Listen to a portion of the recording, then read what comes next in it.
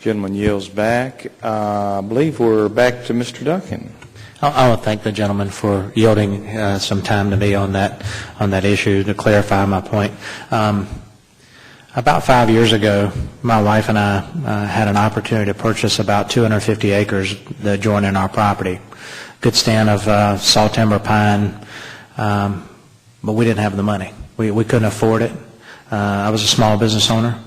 Didn't want to go into debt. Didn't want to go in tremendous amount of debt. Would have had to borrow some money.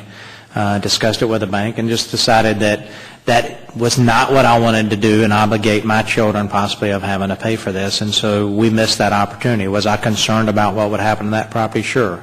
Was I concerned it was going to be clear-cut, never replanted? Absolutely. Was I concerned it was going to be developed into something that I didn't want, that was undesirable beside my property? Absolutely. But you know what? I didn't have the money.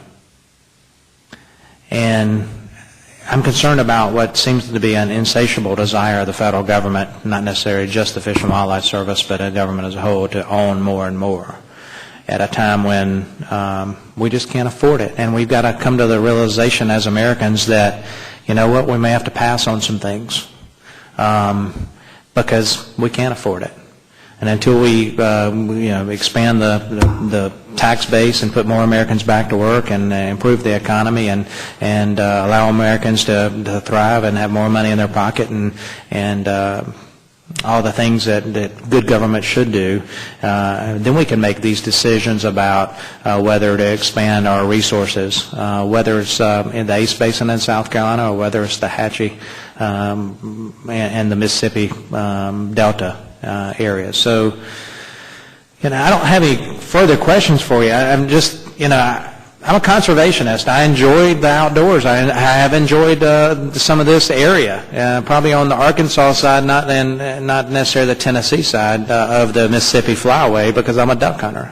But I drive through this and through my gentleman from Tennessee's area, looking longingly at that hardwood bottom that's flooded in January, early January, wondering, I wish I could get out there and wade and watch the wildlife and maybe shoot some ducks. But as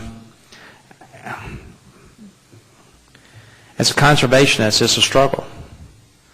But as a father of 3 sons who are going to eventually work and have to start paying taxes to pay back this debt and hopefully have a family of their own and children of their own that are going to still be paying taxes on this debt that we're creating today, as a representative and a member of Congress representing this nation, not just the 3rd District of South Carolina, we've got to make decisions based on what's the right thing for our future generations.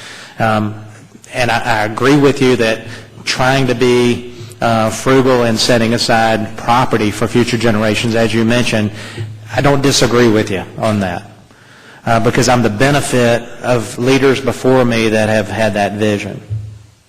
But I'll tell you, they weren't $17 trillion in debt either. We've inoculated Americans on what $1 trillion really is. But I'm saying $17 trillion, America. That's a lot of money. And I just can't, in good conscience, Mr. Chairman, support something that will allow the government to continue to feed this beast and debt future generations. So I just want to be clear that if we were going to get serious about paying back our debt as a nation, and we did it at the rate of $20 million a day, and we paid our creditors $20 million a day every day.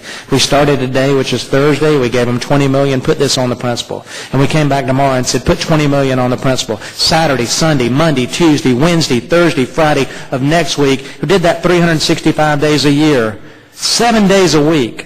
$20 million a day, and we got in a handy-dandy time machine, and we traveled back to the time that my Savior Jesus Christ was born, and we paid our creditors back $20 million a day every stinking day. From that day till now, we have not paid $16 trillion in debt. And we've got $17 trillion in debt to address as a nation. That's the stark reality of where we are as a nation with continuing running deficits and spending money that we don't have. As much as I would like to say, let's set that land aside, let's buy this land, let's create duck habitat, let's create opportunities for me and my boys to hunt and fish on properties in the lower Hatchie or the Chickasaw.